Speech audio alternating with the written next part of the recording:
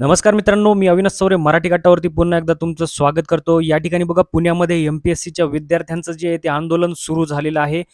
एक महत्त्वाची बातमी पुण्यात शास्त्रीनगर मार्गावर एमपीएससी विद्यार्थ्यांचा ठिय्या। एमपीएससी वर्ग 2 च्या जागांमध्ये वाढ करण्याची या विद्यार्थ्यांची मागणी।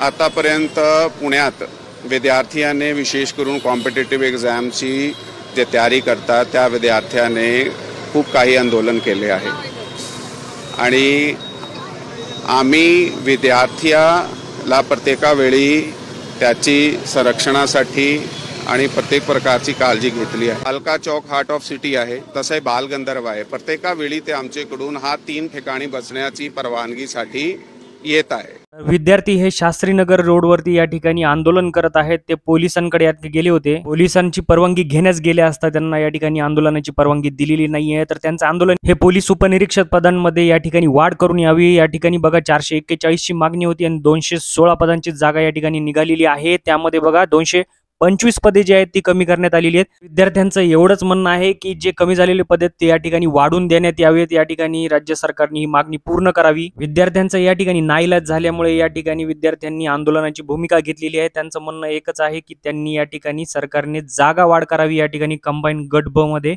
जे पोलीस उपनिरीक्षकाचे पद जे कमी झालेले आहेत ते या ठिकाणी वाढून देण्यात यावेत। तर मित्रांनो, नेक्स्ट अपडेटेड माहितीसाठी या ठिकाणी चॅनलला अजून तुम्ही सबस्क्राइब केले नसेल तर सबस्क्राइब करून घ्या, लाईक करा आणि शेअर करा। भेटूया पुढच्या व्हिडिओत, तोपर्यंत जय हिंद, जय महाराष्ट्र।